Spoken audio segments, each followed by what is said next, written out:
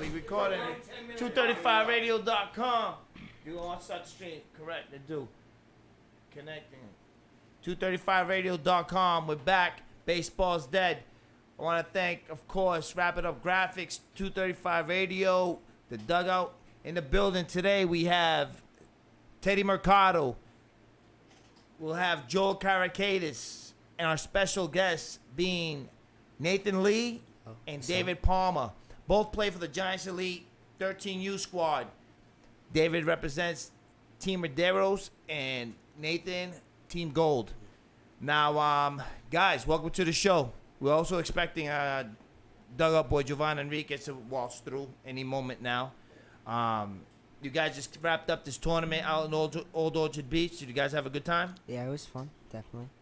Right on. Good time. Right on. Why don't you guys introduce yourselves?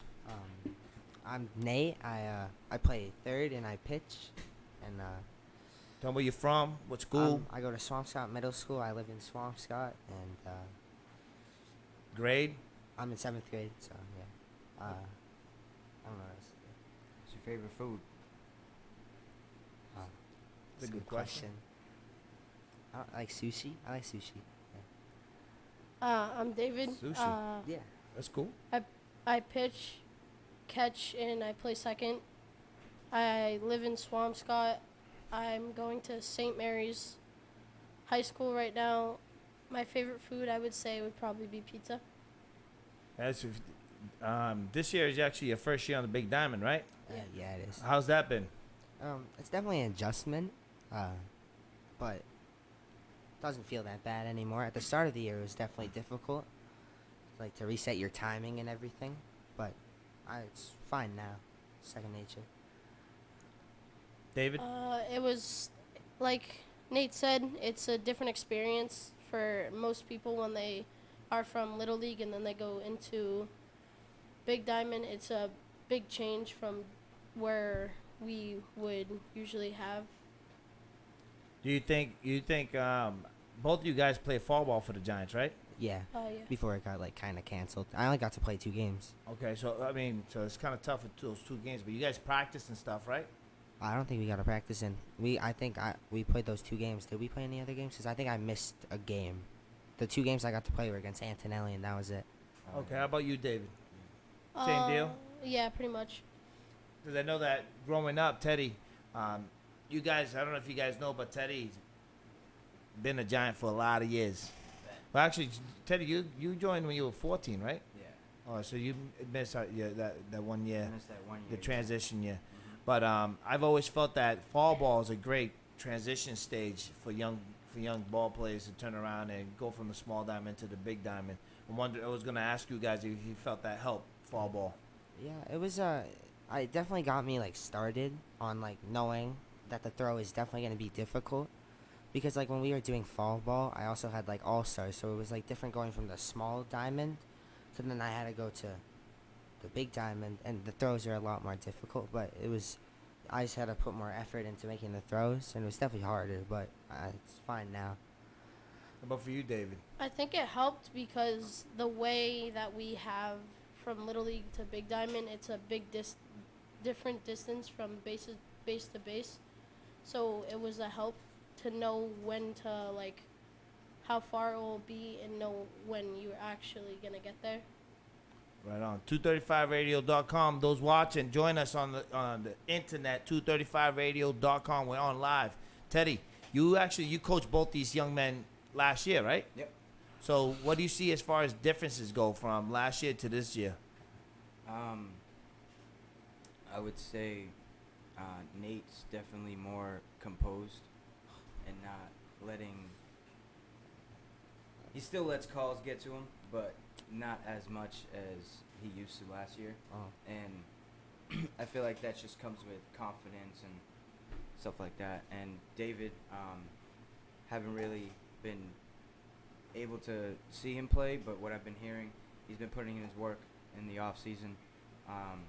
Extremely proud of the work you've been doing, and I know that when you go out there, you're doing your thing, because your dad tells me, Julio tells me, good job. Thanks. Yeah, David's definitely one of the leaders on that on his team, Yep. and he's doing very well. I think his hard work is shining through, and I know Nathan is not he's not afraid to work hard either. He's a kid that swings the bat very well, Yep. and I think that if I say the kid has weekly anywhere from 100 to 200 swings under his belt weekly, is probably an understatement. He might have even more than that. Yeah. So that's why he has. I believe he has a lot of success Yep. at the plate. You know, so are you guys playing high school ball? Because I know right now with the numbers, the way the numbers work, a lot of high schools are taking up 7th graders, 8th graders. You know, playing on freshman teams. For Swampscott, they're not letting 7th graders, but for the 8th graders, they did the freshman team. And Yeah. so that's where they're allowing the 8th graders. But this is the first year they did this, because last year, the 8th graders were allowed to play varsity. I know a 9th grader who was an 8th grader last year that was on varsity. And What's I up, guess Joe? they just changed it this year, because I think there was a lot of kids that wanted to do it, but they didn't necessarily need that many kids. Okay. Oh, so they didn't take 8th graders this year? This year, they just put them on the freshman team. Oh, on the freshman team. Okay. And I don't know if they're actually playing at all. I think they just practice. Okay, but still, it's a great experience. Definitely, yeah. How about you, David, at St. Mary's? I'm not playing high school for St. Mary's right now. I'm actually leaving this year. I decided I didn't want to go, so I decided to not play any sports. So you leaving what, St. Mary's? Yeah. Okay, let's talk about that. Where you going? I'm gonna go to the same school as Nate, Swampscott Middle School. Okay, great. All right, so you think you're gonna pursue your baseball career at Swampscott High? Probably. I've heard that they've had a good baseball team for a couple of years. Like I versed them in Little League, and they beat us by like 20. So I decided to. I can speak on that. We definitely have a lot of hard coaches, and I know a little about the varsity coach. I know he's hard. My all-star coach was hard. He made us practice a lot. But I know about the varsity coach. I don't know about the JV coach, but I know that varsity has been doing good this year. And I know that he makes you work hard, because I've watched some of the varsity practices, and they work. Well, I'll tell you, I think that comment you just made is setting you up to succeed, right? Being able to go out there and see what you're up against, right? You're not just going into the school and saying, I'm going to make this team. You're going out there, you're watching the competition, and you can say to yourself, honestly say, well, this is what I got to work on to be able to compete at this level. So kudos to you for taking time out of your busy schedule, because I know you guys are busy right now, especially being in the season, right? Going out there and checking out what you're up against in the future. Now, at Swampscott High, Joe, correct me if I'm wrong, is that where Cop is? Yeah, Joe Caponegro. Yeah, Caponegro. Do you want to let these guys, do you know anything about Yeah, that coach? Go way back with him. Yeah? You want to give them a heads up of what this guy is like? Well, he's a baseball purist, number one. If you Yeah. don't understand what that means, do you understand what that means? I know he takes a lot of pride in baseball, and he's always around baseball. Yeah. That's Yeah. what I've heard. Likes the game being played the proper way. Yeah, definitely. He likes how he doesn't care much about how you play. He cares more about how you act and how you take pride in your team, and how you what kind of person you are on the field. Yeah, I mean he's a good rep for being on the field and off the field. He's gonna look after your kids, so I would feel safe and comfortable sending my own kid with Joe. He's a really, really good person, along with being a good baseball guy. It sounds like you're going to be a lucky guy to have him as your coach if you make that team. Yeah. You know? So, Teddy, let's talk about this tournament this past weekend. You know, David's team, we went 1-3. We'll get back and we'll talk about that a little bit. But I really want to get into your guys' team and how you guys did in the tournament. You know, I know you guys started 2-0 and then went into semifinal brackets and lost to the Legends Prospect team. Then you came back and beat that team. Let's talk about what it took to beat that team and then going forward to the championship round. Yeah. Well, game one on Friday. What's up, guys? We threw a combined no-hitter. Slaughter ruled the team. And then Saturday, Who threw? it was JJ and Jacob.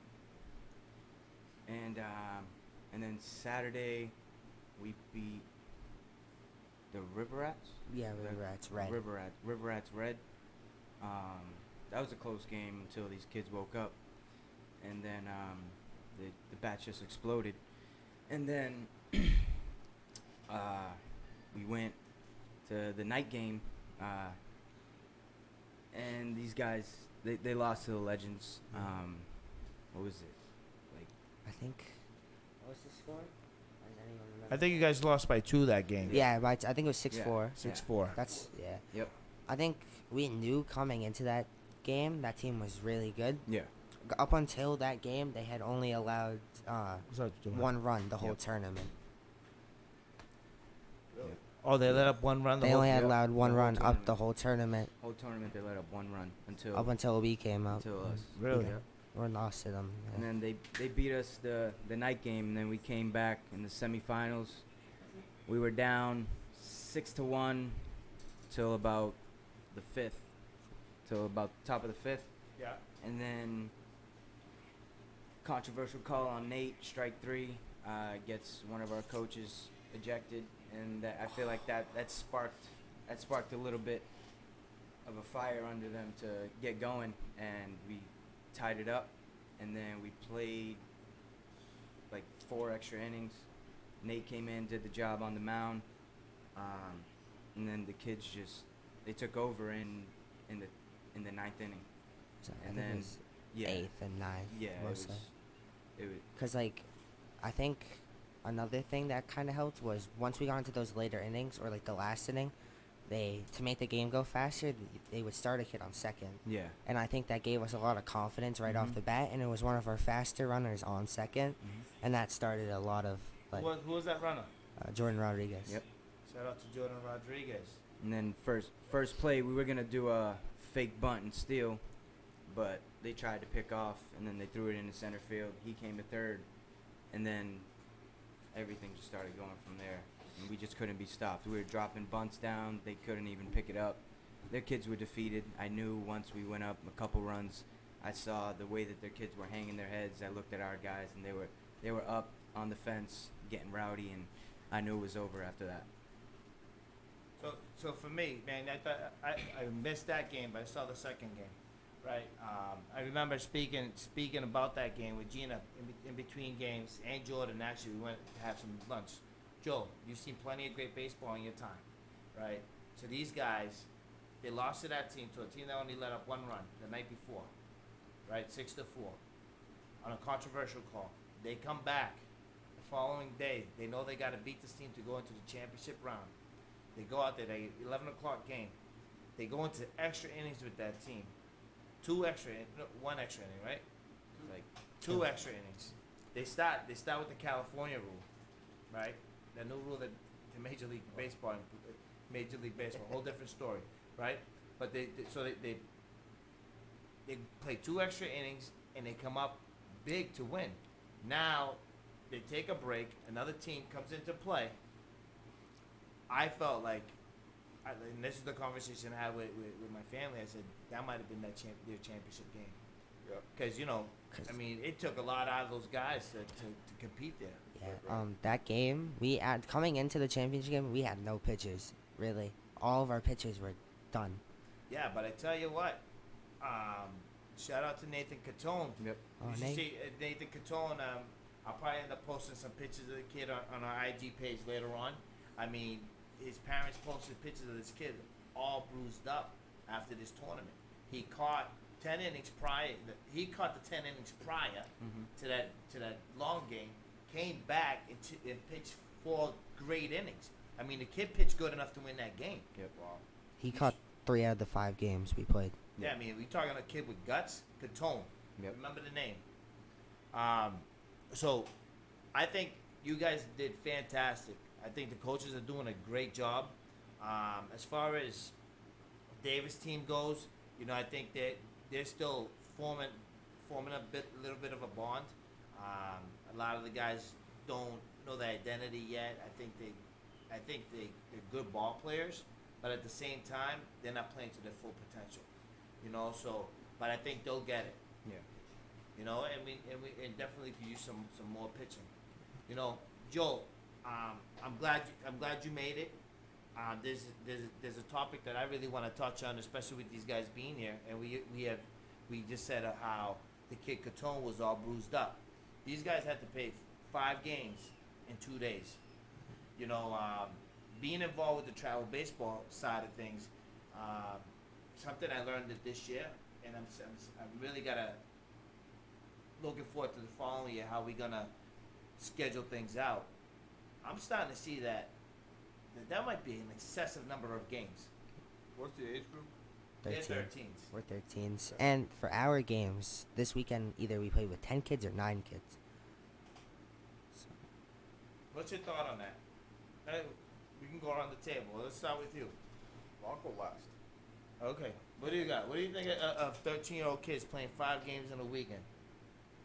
I mean, I love it. I mean, it's only going to get you prepared for when you go to those tournaments later on in life.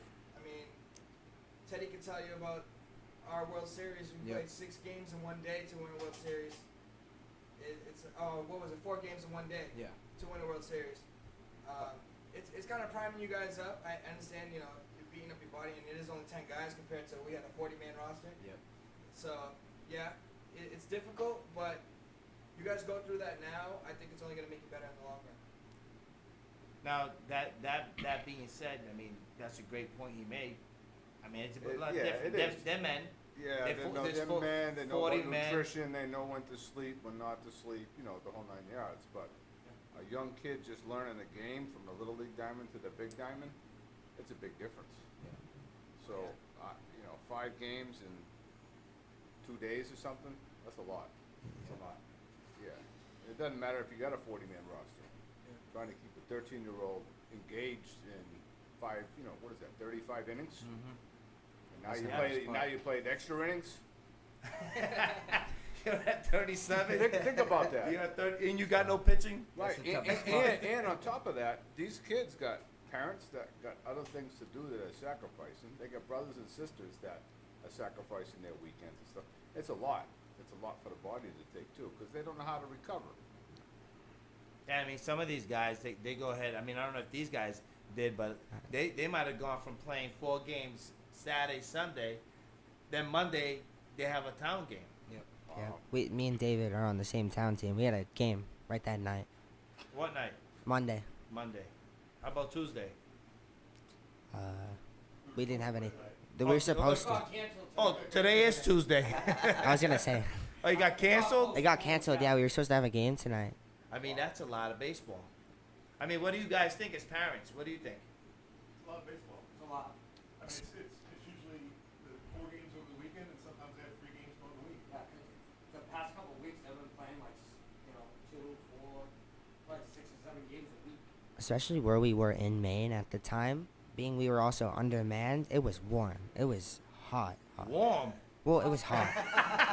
It definitely affected some kids on the field I mean- by the heat. How about these guys? Let's talk. Affected by the heat. Jake. Yeah, The Jake. kid Jake Peterson. Talking about. I mean, That was- shout out Teddy. Shout out to your team. Yeah. Your coaches are doing a great job, and the kids. I mean, we talking about kids with a lot of guts. There goes the other team they faced. They see the kid at first is dehydrated. He's puking. And I mean, they're- he's puking at first, and they asking for a pinch we runner. asked their Yeah, coach we for a just asked pinch for it, runner, yep. and the coach wanted to win so bad. He said no. Yep. We're keeping that kid at first. Can you believe this?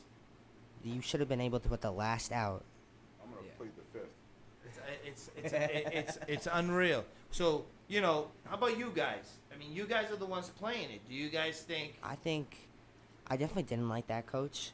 He, especially for Legends, that he just wanted to win. Yeah, no, but let's not talk about that. I want to talk about what you guys think about playing 7 games in a week. Well, actually, if you're playing 7 games in a week, then all of a sudden They you're- got a couple they- practices too. the practices, and they go back to the following week to do it all over again. So, what do you guys think of that? It's definitely a lot, especially we're still young, but you can manage, especially if you stay on top of icing your arm and making sure that your arm is good, how it is. But it definitely is a lot, especially when you are undermanned. But for town ball, we're not. We have a good amount of kids, and we don't have to play every inning. And our coach for town ball doesn't make us play where we have to. So like he'll put us in like second base or like positions that we don't normally play, because like for town ball it's just having fun. But definitely once you come off of a tournament and you go into a town ball game, you just really just don't want to be there, because you just came off of a weekend where either you just pitched, because a lot of our team did, and when I went to go warm up, it's just my arm just I didn't want to throw. So how about vice versa? What if, let's say you had those double headers on Saturday and Sunday, and then all of a sudden you were able to make a town game at 8 o'clock in Swampscott. Your parents were willing to take you to your Swampscott game to bring you back to Old Orchard to finish the tournament. How do you think that would have planned out? Not good at all. I think if I did get sent back, if I did go back and forth, I would be exhausted. And I think if I did, I know that they wouldn't allow me to do that, but if I did, I don't think I would have taken the town game like 100%. I would just try to just either work on my fundamentals during it, or like just work on like stuff that I needed to work on, not take it 100% and try to like be like that kid who has to like always have to be in every play. Just try to work on like your fundamentals and stuff you need to work on, not waste energy on stuff that you really don't need to waste energy on. Because town ball, it's there for kids to have fun. It's Yeah, the but also, relaxing I part. want you to always understand this. If you're on a field and you're in competition, you can't go 50%, because that's when an injury occurs. Just think about that. Yeah. I'm not angry with you or whatever, but you need to hear that. Well, yeah, I get that, but like I mean, like you don't have to bring you bring intensity, but don't bring like the same intensity like to wear yourself out to the point where when you get to the AAU games that night, that you can't bring the intensity. Okay, I would say intensity, but I'll give you another example. You hit a ball pretty far Oh, yeah. and you jog to first base, but then a kid drops it. Now you want to turn it on and run to second base, and you pull your hamstring. How Yeah. much of you will help to that town ball team and to your travel team at that point in time? You can't really help them at all. Oh, you're done. Yeah, you're for done. a year. Because you try to turn something on because you were doing it at 50%. Does that make sense? Yeah.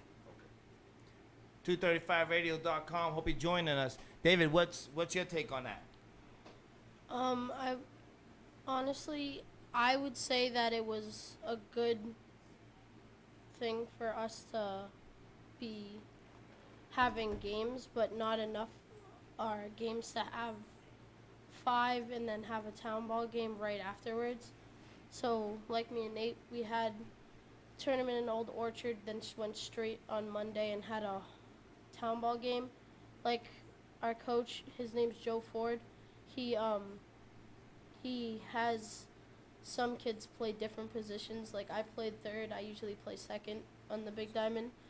And other things, we are having fun, and instead of having intensity and trying more in the Old Orchard and having the town ball having more, like you said, to have, you're going 50% instead of going 100 and having to pull a hamstring or have something wrong happen to you. You don't want to do 100% because you might be exhausted from that game, those 4 games, instead of having to rest, but you're not having that much rest from those games. Like you guys played 5 and you had a whole Another MLB good game. thing about our town team is there's a lot of good, talented kids on that team. So it's not like there's certain kids that have to do everything. We have a good, solid team with a bunch of kids that do play travel, and they didn't have a tournament, but they definitely knew that we were coming off of a tournament, and they knew that we were tired, and they definitely knew that. So it seems like these 2 young men are lucky. They have good coaches in town ball. Yeah, But unfortunately, I mean, you know, hate to be the bearer of bad news, but there's not a lot of guys like that. Yeah. You know, there's a lot of guys, unfortunately, a lot of coaches that they just want to get the win. So if if it takes Nathan Lee to come in and pitch, he's gonna say, Nate, I need you to pitch, even though you just pitched that great games the night before. He's gonna put you in a situation where if mom and dad don't turn around and say, hey, buddy, that's not gonna happen. You know, you're gonna sit there on an island and feel like you're gonna have to pitch and put yourself in harm's way. I've So been you're on. lucky. Yeah, I've been on 2 of those teams. Last year for Giants, definitely, and my All-Star team. My All-Star coach, he somewhat cared about the kids, but he wanted to win. A lot of my friends during All-Stars, we had like 5 main pitchers, and they threw every time. And then last year, I was throwing like every weekend, I think, and I was throwing way too many pitches for a 12-year-old. I think I was getting either over 100 or at 100 every weekend last year for like 5 weeks. So what advice would you give to kids that are 12 years old? You know, we have 2 12-year-old teams on the Giants. Yeah. So I mean, that's 24 guys, 30 guys that are out there pitching, not only for the Giants, but then they turn around and usually those are the guys that can pitch in AAU. I mean, in Little League, right? Because it's tough. You go to Little League games, and you guys just came out of Little League. A lot of those guys can't throw strikes. The games become long, so the coaches turn around and say, hey, I know you can throw strikes. No, what advice do you have for those guys? I guess That's right, Johnny. They blow their arms out. they do blow their arms out. I guess if you don't feel like you can pitch, don't feel like you're forced to pitch. But I guess I don't know how to explain it. Cause like last year, I knew I had to pitch, and I kind of just like pitched, and I didn't think about what would happen to my arm. And I think that wasn't the smart thing, definitely, to do. So if you had to do it over again, I Nate, wouldn't have pitched as much as I did. But how would you approach it? So this is what I'm saying. So they put you in this situation, right? I would have probably been a little more vocal with my coach to tell him that my arm started to like hurt. That's the key right there. Be like try to communicate and say that I have to get taken out. I can't anymore. It's not working. And there's definitely been a lot more of that this year. Well, it's obviously this 13-year-old well spoken. Yeah. But look at what happened from 12 years old to 13 when he's looking at things a lot differently without you even asking him. Yeah. He's going to be vocal and speak his mind. Yep. Probably in a real peaceful way, but being able to tell Sometimes. that bully coach, no, pal, I'm not doing that. You know what I mean? Yeah. Hey, drop the bomb. Yeah, exactly. Buttons are broken. David, what do you got, David? What advice you got for the young folks that you feel like they might be put in a tough situation and how they should handle it? I think another thing is people are starting to try to throw like different off-speed pitches. Like I tried to throw curveballs last year. It didn't really work out. He threw sliders. He messed his whole arm up, like he said. I had to go through rehab with my arm. It just, especially at the start of this year, we were doing pitching things. I couldn't throw over 10 pitches. I just had to say I couldn't throw any like more. It just would kill too much. Like 11 to 14 years old, their growth plates are wide open. So, first of all, the best pitch in baseball is a changeup. Right. I have one of those now. Yeah. Yes. So you scrap the slider. Somewhat. It's more of a curve. I throw more curve now, but my 2 main pitches would probably be a change and You a can fast. go 7 innings, 6 innings, wherever you play, and throw a fastball, And with a ch- location, and a changeup. Yeah, that's what I did against Legends. I mixed in change-ups between there. So David, continue.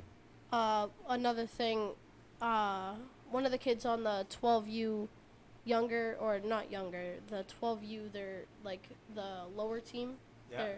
His name's Dustin. He asked me if he wanted to, or if I could teach him a curveball. I said, I don't want to, but if you really want to, I can.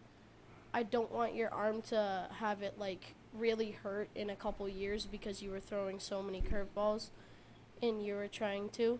And he said, I want to, but I didn't teach him it because I didn't want to have him hurt like you had Yeah. a couple years ago, or this year. And last year his arm was hurting. His arm would have hurt more than it does, and it should for a 12-year-old. The best person to ask your coach about that, or the best person to ask is probably your coach. If they can tell you to throw that, because like that can definitely change your like, because you should listen to them if they actually want you to throw a curve. Like, don't just implement it yourself. It has to be in like their game plan too, so they know you also throw a curve. And if you may be throwing the curve wrong, and that can deteriorate your arm faster. You're absolutely right. I think a lot of these kids, I mean, I love what he just said. So Dustin goes over to David. David really, he's hoping that he's throwing that deuce correctly, right? Who knows if he is? And Dustin's like, teach me that curve, rather than going to an adult and coach, maybe a pitching coach, and say, hey coach, you know how to throw a curveball? Can you show me? You know, he's asking his peers, and that's how accidents happen, just because he's trying to get a leg up on the competition. You know? Like my coach, he taught me how to throw a slider this year. Coach Anthony, he Yeah. taught me how to throw a slider, and since he's a lefty, I have to switch it from how he throws it and how I throw it. But I've learned to like not throw it as much and throw more fastballs than anything, so I'm not destroying my arm for years to come. I have a hitting coach who also like he helps me generally with all of my baseball. Yeah. He works at Sportsplex. He was one of the main people that influenced me to change the way I pitch, cause I listened. That's how I got good at hitting, is I listened to what he said. I just let him take control of what my swing was, and listen to what he said. And when we asked him about that when my arm was hurting, like the pitches I should throw, and he said fastball, changeup, and he said just be more conservative with the pitches you have. Don't overuse that curve or slider because it deteriorates your arm. Yeah. I want to shout out Santana over there in Diva in the Dominican Republic. He's part of our international Diva junior squad. What's up, Santana? Hope everything's well. Dios te bendiga. So, Teddy, what advice could you give these young folks? You coached at the 12U level. I mean, was it too long ago? I'd asked Jovan, but Jovan hasn't really been at that level in a couple of years.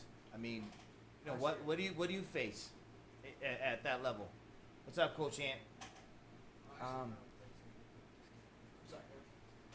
I mean, yeah, I would definitely say not to throw. Like, these kids came up to me last year, and I would throw it to With them your at sweeping practice. curve, Yeah, yeah. I would throw it to them at practice just to have them see it, but I wouldn't Tell us. I wouldn't tell them, hey, this is how you throw it. Like, You they told would me how to throw a sweeping curve. yeah, but you didn't really use it. No, because I didn't understand how to throw it. Exactly.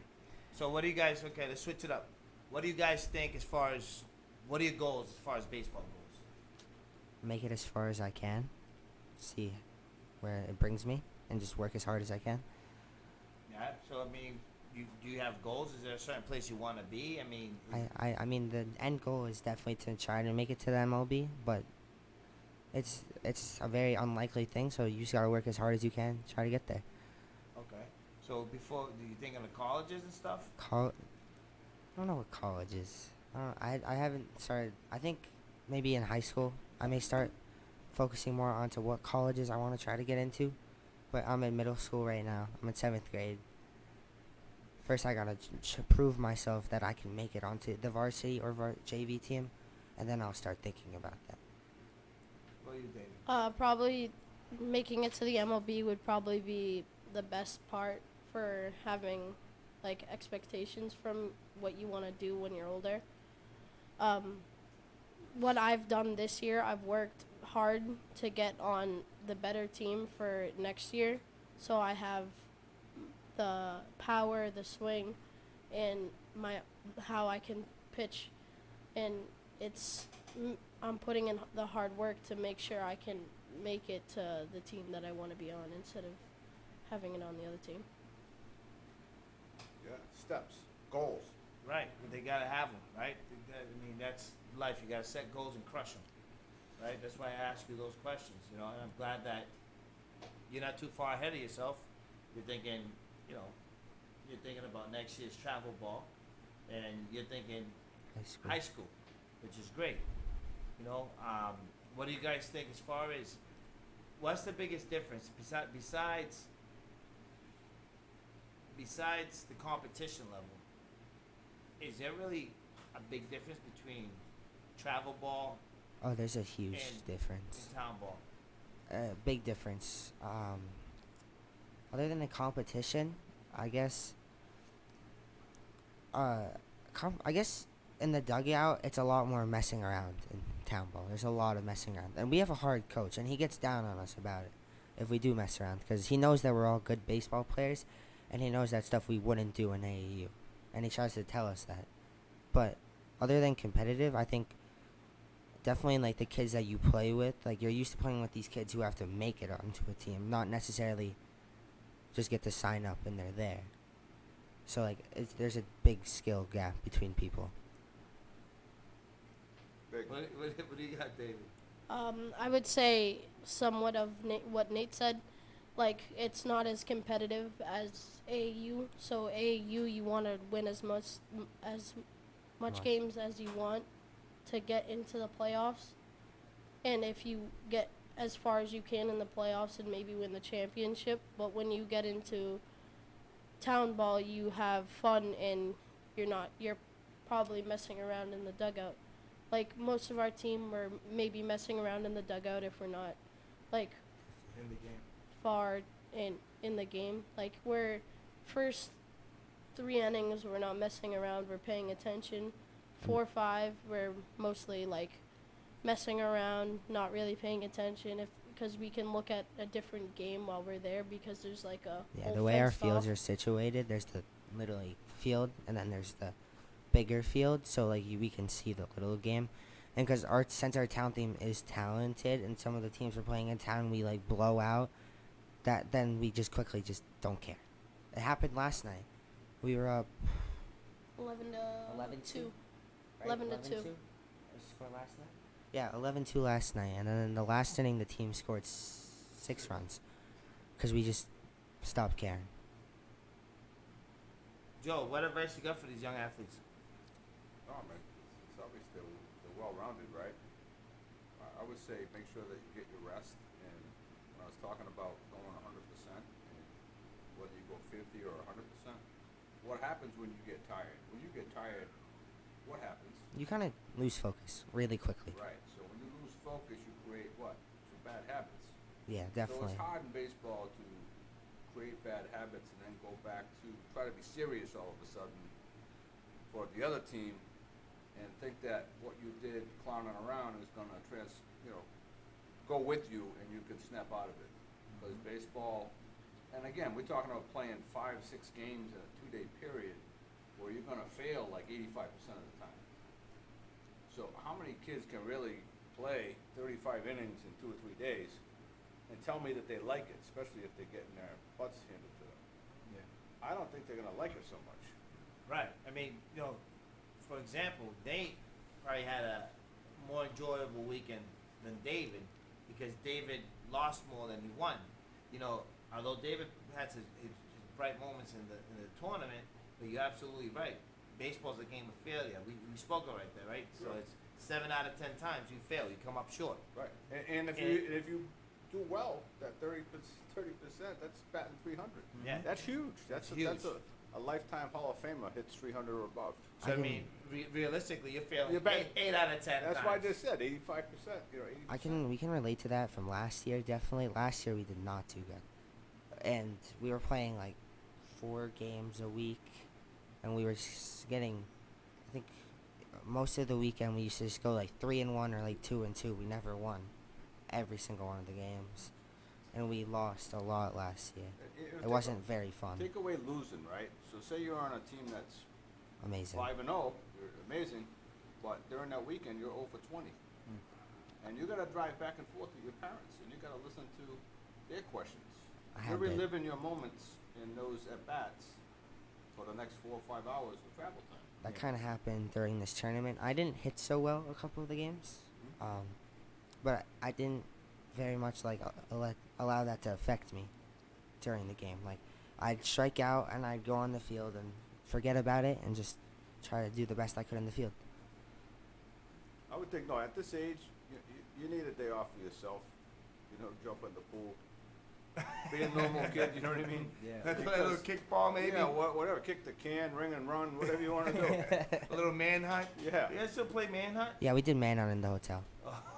There you go. But you know what I mean? It's hard for me to think that you would enjoy failing so much. Yeah, I mean, and be okay with that. Yeah. I mean, I'm a big believer that these young men have to play in their towns, because you know. Oh yeah, it- 100%.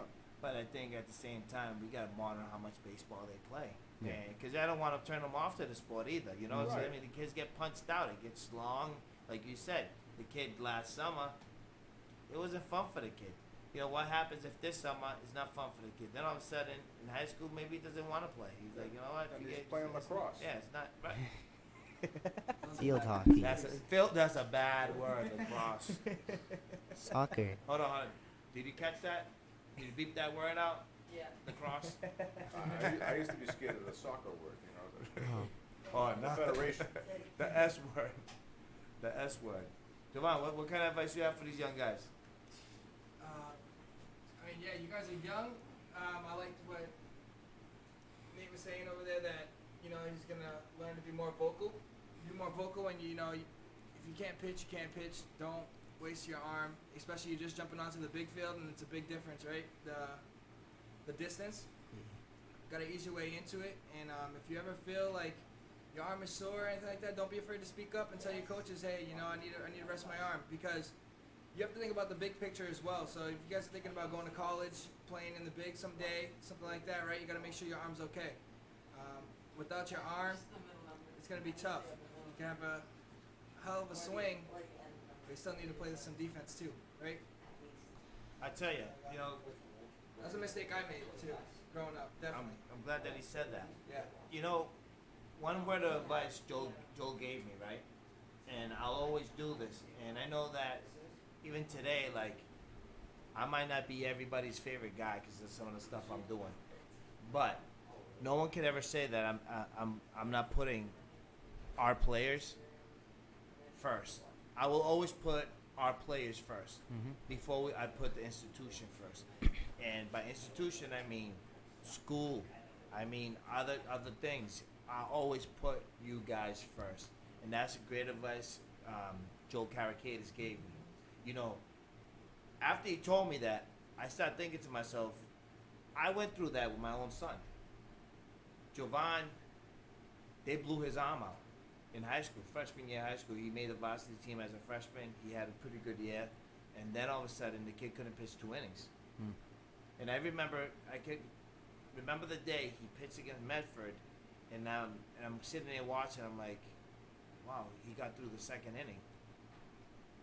He never got through the second inning after his injury because the arm was hanging, and he always pitched. He came up for the third inning. I'm like, wow, this kid's arm must be killing him right now. Fourth inning, and I'm looking for the coach, see if he's warming somebody up. Nothing. Fifth inning. Now I'm chewing my nails. And I'm like, my kid's arm must be hanging. You all right? He's like, I'm all right, Dad. 6th, 7th inning, Jovan's still out there. Tie game. He's never pitched that long before because he's barring an injury. You would think that this coach would turn around and have someone warming up in the dugout. The whole game, the bullpen, the whole game. I waited for that coach to bring somebody out to release my son from pitching. Never happened. The kid ended up getting the win in like the 8th, 9th inning. Wow. And he told me he felt good afterwards. I never believed him when he said that to me because there's no way that he goes from No pitching shot. 2 innings Right. to pitching 8 or 9. Right. And this coach cared this much about his health. You know, and that's just one story of millions of stories that happen in this baseball world. You know it. Oh yeah, no, but I do think that speaking up as a 13-year-old, being able to say to your coach, I really can't do this. You know, not because of my career, because I love the game and I want to continue playing the game. And you ain't gonna prevent me from doing that. Right, but you know what's a shame, Joe, is that I applaud the kid for saying that, but 90% of the kids aren't gonna have the guts to stand up to a grown up and say that. Yeah. They're gonna feel like they're gonna feel the pressure and feel like they have to do that because kids naturally have this this thing they want to please, they want to make people happy, they want you know The ego. they want to be accepted. So when they get this this job, they want to fulfill it. Yep. You know, even if it's at the cost of them possibly not playing another inning of baseball, which is a shame. But these coaches, they should know. I mean, who doesn't know that little Billy comes into the dugout with his Giants hat on, and he's a pretty good pitcher. That little Billy probably pitched this weekend. Right. So why are you gonna ask little Billy to go ahead and pitch your 6 innings on Monday? Mm-hmm. Oh, pal, you should ask first. Second, I mean, common sense would probably tell you that, hey, little Billy probably just pitched 6 innings for his travel Well, you team. just brought it up, right? Like we talk about moving forward, whether you're going to college or whatever. You basically, you guys, your parents are going to send you to the institution as opposed to the coach. So if I'm a local young player, I want to be around a guy like Julio that's going to look after my kid to make sure that his coaches are well aware. We don't do this here. Mm-hmm. You know, we want you to love the game and play forever. So if we lose, we lose. But I'm not going to risk you guys.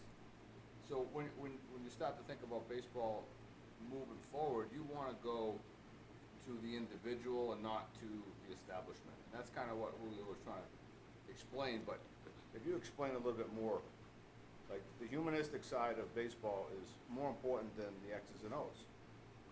Yeah, I mean, so for me, my standpoint, and we are definitely not.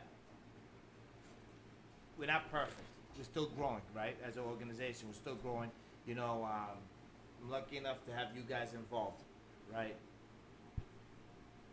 But one of my main focuses before choosing a coach is making sure they're good character coaches, that they're going to be role models and they're going to be responsible and not go ahead and project an image that eventually is going to be questionable to these young folks, right? I don't know if I've done it to Teddy. I think I might have actually sat down with Teddy Yeah. a couple of times, like, hey, Teddy, you know, like, there's certain things that you shouldn't do because it's impressionable. Kids are watching. Kids are watching, Always. you know, they're looking up to you, and you got to make sure that, you know, you're a good role model, Right. you know, and that's the character. Now, I don't think a lot of parents don't see that. Like, I think a lot of parents get caught up in, oh, this guy was a big leaguer. Oh, Oh, this guy was signed. And it's like, okay, he might have got signed, but Google him, and all of a sudden, all these skeletons stuff falling out of the closet. Right. Listen, I'm not perfect, but at the end of the day, I think what you're saying is, you know, like, you got to look for the character of the organization, that they're going to take care of the kid, you know, and I think we do a pretty good job at that. Yep. You know, I can't say a lot of organizations do that. No. And I'm not the type to pat myself on the back. And don't take me wrong. I'm not trying to do that, you know. But at the same time, you guys seem like you're well spoken. I think that you guys got to make sure these conversations are had. And this is why it was important for me to have you guys here, because there was a couple things I wanted to talk about. A couple things that worried me. You know, like, I love that you guys are out there and competing this weekend. You guys gave it hell. I mean, you know, parents are dropping words like beasts, worries. I mean, they were dropping great lines when it came down to these kids. And they deserved those words. I mean, these kids played out of their mind. But then, you know, in hindsight, you know, I see the pictures of Catone. And it's part of the trade, you know what I mean? You're gonna get beat up, and I mean, it's great stories to tell. You know, he's a little young man. He's becoming a man. It's just part of the trade. Yep. But at the same time, it's like, as an adult, you gotta really sit back and say, well, you know, like, we gotta keep a close eye on this either too. You know, it's good that the kid's giving it your all, but we don't want to abuse that either. Yeah. You know, so that's why for me it was important to have you guys here and really get your perspective on playing so many games in a row, because I've seen posts where parents say, "Oh, my kid's playing 18 games in a row, and it's great, and I'm gonna get him to all these games," and I think to myself, "Wow." He's like, "Okay, great. Your kid's playing 18 games in a row. What are you doing during those 8? You're packing snacks. You're taking them there, but you think that kids enjoying playing 18 games in a row? No shot. I mean, Never. that's tough. Who wants to play 18 games in a row? You have no time to be a kid. My own kid, I'm hard on the kid, but sometimes he's like, "Dad, come on," like, Right. and sometimes I got to take a back seat to it when I don't want to, but at the same time, I got to be conscious of the fact that, you know what, the kid's right. Yep. Sometimes enough is enough.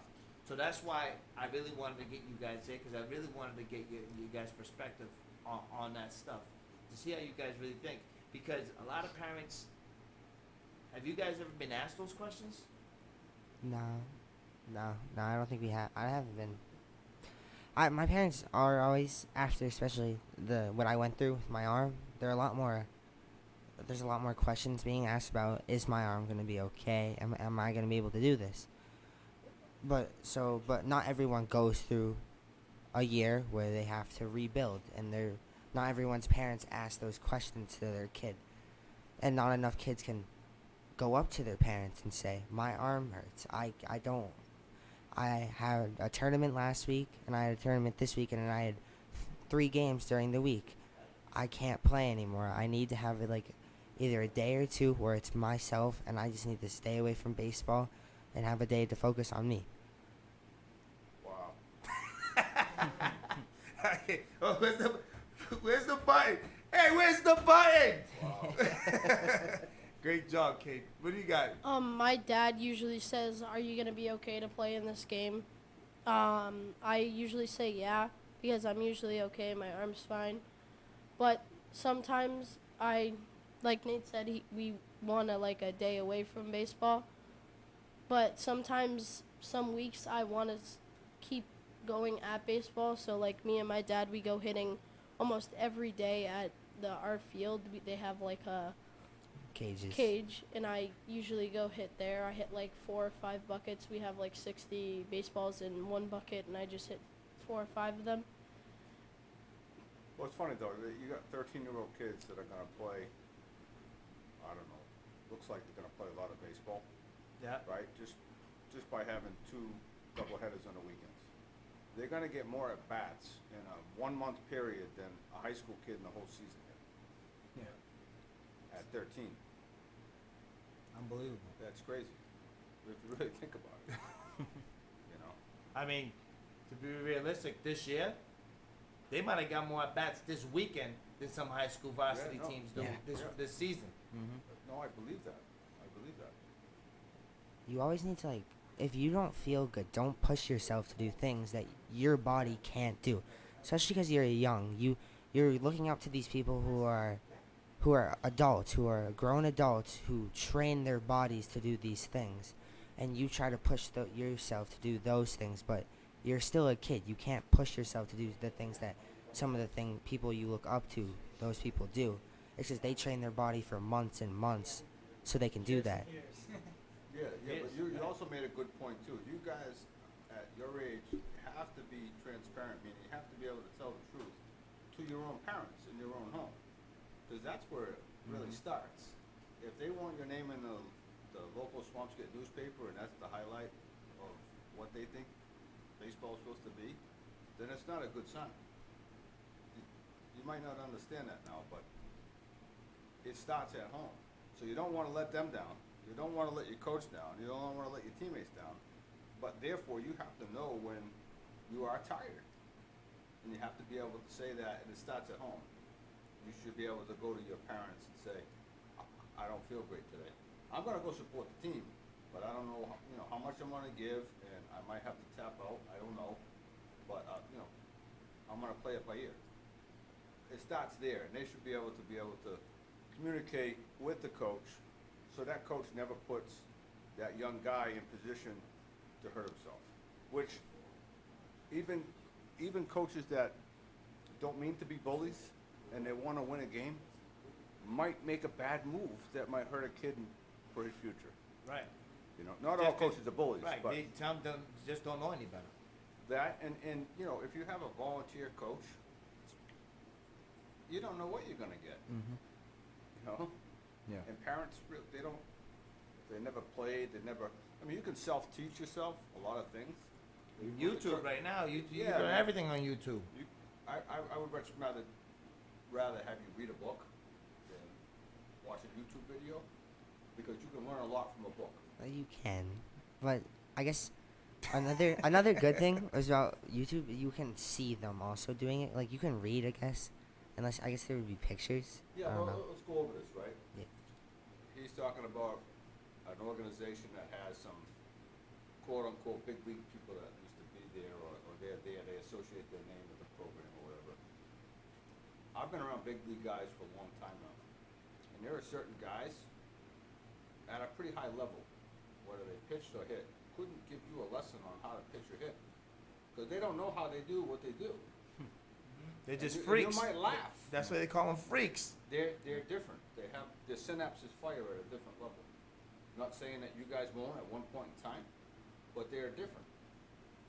So yeah, you can look at a YouTube video and you can maybe see, but if you read and really understand something, then you're gonna be able to keep that knowledge with you forever.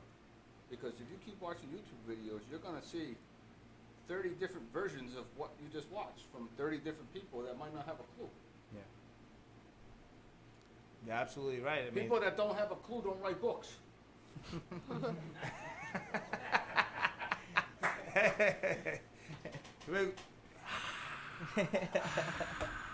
Teddy, what advice you got for these young men? And just keep going. You guys seem like some well-rounded kids. You got goals. Just stay determined. You know, stay out of trouble. Focus on school, and just listen to your body. You know, because your body's ultimately gonna tell you what it can and what it can't do. You know how you get wins? You know what a win is? A win is when you get up in the morning and you make your bed and you give your parents a hug and kiss before you go to school. That's 2 wins. What's wrong with those things? Then if you brush your teeth, that's 3. Yeah, well, I'm sitting next to you and I don't know if you won today. But you have to take little wins. You can't go for big wins until you understand what little wins really mean. It starts at home with your family. Do the right thing at home. Do the right thing in school. And usually, the very good baseball players that I've ever run across are pretty good students. Whether they're students of the game or they're students in the classroom, they're coachable, they're teachable, they're likable. And that means more than your home runs and breaking balls that get people out. We did that camp with the BC coaches. Yeah. And they said then it doesn't matter. It does matter how you play, but more of anything, it matters on how you, like your what's it called? Your grades. And you can play good, but if you aren't coachable and you don't listen, we won't have you on the team. Right. You have to make sure that your grades and you're able to be teachable. And you have to understand what he's saying by when he says that. I mean, words from a guy that has a uniform on are kind of intimidating, right? You're looking at him going, oh. But what he's really trying to tell you is just be yourself and treat everybody with respect, and you'll, in return, get that same respect. But when you play for a coach, you know, it's hard to explain this, but Julio can probably tell you, he could be in the Dominican or Puerto Rico and talk to someone, and throughout baseball, the people that really matter or know the game know each other in some form of way. So when they say, he's a great kid, he's a great student, comes from a good family, that stuff matters to a coach, like the Right. coach at BC. Yeah. You know, And especially you might not be as talented as the guy he's recruiting, but do I want the high character kid from a good family that works really hard, or do I want the superstar that might give me a headache? they're gonna take the good kid, and we do that in pro ball now. It's turned totally against just looking at someone's tools and drafting them. It's a process, and that interview process, believe it or not, nowadays starts in 8th grade, going into 9th grade, 10th grade, 11th grade. Your track record's gonna follow you. So if you think you can turn it on at 50% in the game and then pull a hammy, or you think you can turn it on and get D's and C's and then all of a sudden you wanna get good grades, your track record's gonna prevent you from doing that. You gotta be consistently good at everything you do. Well, guys, I think that today we accomplished a couple things. I'm glad Jordan got the ticker going over there. I might be wrong, but I think we had over 160. I saw higher than that. Really? Yeah, I thought I saw 190. So we had a bunch of viewers today. It might have been one of the top shows. I mean, this is the first time we did that. We got to continue to do that. But the fact that a lot of your peers, parents might have heard our conversation and your message, and hopefully people understand that, you know what, you guys need a voice, especially when it comes to taking care of your bodies. And I want to say thank you for coming out. Do you guys have any last words? I have one more. Saying the same thing with the arms. Kid on my team for the Old Orchard, Dylan, he was doing good, but then his arm started to hurt. The next game, he could barely throw. He didn't play as hard as he could, but his arm hurt, so he wasn't trying to throw it. He would maybe like underhand it to the pitcher, give it to a kid to throw it or something. That's what said he was gonna do if he could throw it. That happened, especially because with the 9 kids and we all had to pitch. I know a lot of kids on our team, their arms were just done. After this weekend, they didn't want to throw. I can name a couple. Kyle and JJ, both their arms throughout the weekend were both killing them. And I know Jake, I don't know how he is right now. I think he's fine. He's good. But I know Tucker said that his arm hurt, and the reason he wanted to get out of the game was because he didn't want to damage it more. Yeah, you guys got smart ball players. Those guys will bounce back, and I'm sure that they'll do whatever it takes to get back on the field. Guys, thank you. Joel, anything you want to add? No. 235 Radio. 235radio.com. Till next time. Thank you. We're out. Baseball's dead. That's it, guys. Great job. Oh, it sounds so much different in here. Huh? It sounds different in here now.